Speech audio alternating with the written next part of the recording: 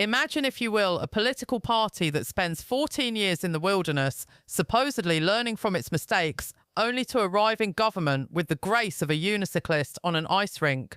Welcome to the Starmer-Reeves administration, where the only thing faster than their bold new policies is the screeching sound of their tyres as they perform yet another humiliating U-turn. We are barely 10 days into 2026, and already the stability we were promised has been replaced by a state of flux so intense it could power the national grid. In one corner, we have Sir Keir Starmer and Rachel Reeves, the dynamic duo of fiscal flip-flopping. One in the other, Kemi Badenoch, the Conservative leader who is currently taking them to school with the kind of sharp, common-sense rhetoric that makes Downing Street look like it's being run by a committee of confused interns. It is not just a policy debate, it is a total demolition. Quick favour. Before we get into how Kemi is systematically dismantling the Labour front bench, a quick favour. If you are enjoying this deep dive into the British political circus, hit that subscribe button. Over 92% of our viewers have not joined the family yet, and honestly, the notification bell is the only thing in Britain currently ringing with any consistency. It is free, takes a second, and means the world to us at Mets Uncovered. Done it. Brilliant. Now back to the show. What's happened is that over Christmas, Labour MPs were banned from every single pub they tried to get into. They've come back and realised that nobody likes them, so now they're pushing for a U-turn. We told them this when Rachel Reeves put out that budget. I told her on that day that she was not doing right by pubs. We have a much better plan, and that is to slash business rates for all of the high street, not just pubs, because what they're doing, if they do it, won't be enough. All of the high street, if your rates are less than £110,000, Conservatives will scrap your business rates on the high street. And how will you pay for that if you become Prime Minister? Well, we identified £47 billion of savings, including £23 billion from welfare cuts. And we would spend it on other things, not just abolishing business rates high streets, but also abolishing stamp duty, a terrible tax that Conservatives are very much against. That's happening under my leadership. But we've done our homework. We need to make sure that we can afford things. So we find savings from one place to make sure that we can give elsewhere and also pay down the deficit. That's our golden economic rule. The great pub U-turn, a pint of bitter reality. We have to start with the latest shambles to emerge from the Treasury. You might have heard the news. Rachel Reeves is currently finalising a desperate support package for the great British pub. Now, why is she doing this? Is it out of a sudden, deep-seated love for a local draught and a pack of pork scratchings? Hardly. It is because her disastrous business rates hike was on track to drive every local out of business faster than a last orders bell at a temperance convention. Just weeks after the autumn budget, where Reeves boasted about permanently lower rates while simultaneously stripping away the COVID-era reliefs that actually kept pubs alive, the industry revolted. We had landlords banning Labour MPs from their premises and figures like Tom Kerridge sounding the alarm. It turns out that when you tell a business owner their tax bill is going to rise by 76%, they do not tend to respond with a polite thank you. Kemi Badenoch was quick to pounce, rightly pointing out that this is the first major U-turn of 2026, and it is only the second week of January. It is like watching a chef try to make an omelette but ending up with a kitchen fire, only for them to claim they actually intended to make a smoked salad. From farm to table, the family tax fiasco. But the pub tax is not an isolated incident. It is part of a pattern of doom loop economics that would make a 1970s trade union leader blush. 6. Think back just 2 weeks to the family farm tax U-turn. 2 days before Christmas, because nothing says season of goodwill like trying to tax grandma's tractor, the government was forced to raise the inheritance tax threshold from £1 million to £2.5 million. Kemi Badenoch and the Conservatives warned them from day one, you cannot tax the backbone of British agriculture and expect food security to remain intact. Labour promised change, but for our farmers, that change looked a lot like bankruptcy.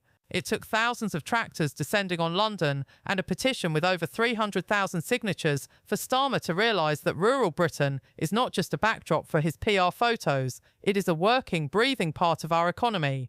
This U-turn was a massive victory for common sense, but it exposed a fundamental truth. This government does not understand Britain, and it certainly does not understand those who work the land. The high street horror show, why just pubs?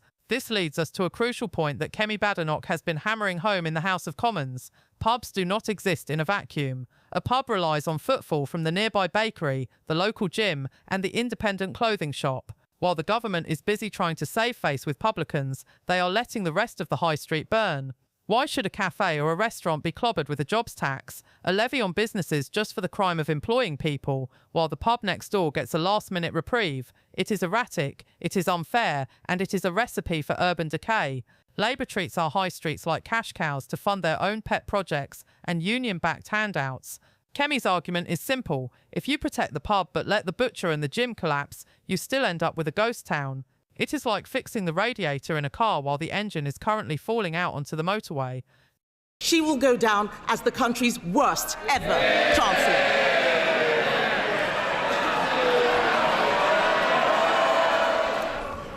And may I congratulate the Right Honourable Lady on delivering her second budget. I hope she enjoyed it, because it really should be her last.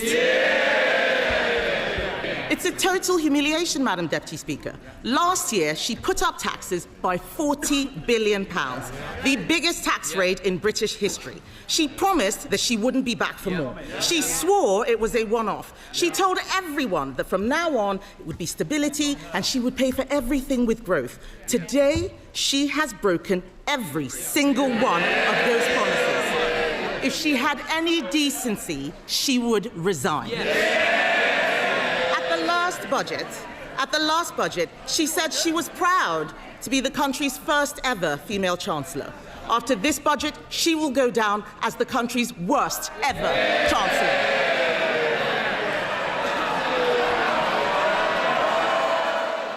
The jobs tax and the net zero dogma. Beyond the business rates, we have the broader Labour penalty that every employer is now paying. At the behest of their union paymasters, Starmer and Reeves have introduced a mountain of red tape that makes taking on a new employee feel like a high-stakes legal gamble, combined with energy prices that continue to climb despite Labour's pre-election pinky promise to bring them down. British firms are paying some of the highest energy rates in the developed world. Kemi Badenoch's response? The cheap power plan. This is not just a slogan, it is a direct assault on the net zero dogma that has left us deindustrialising while the rest of the world laughs. Kemi is calling for an end to the madness of tearing out boilers and instead focusing on what actually works, drilling for our own gas and investing in nuclear power.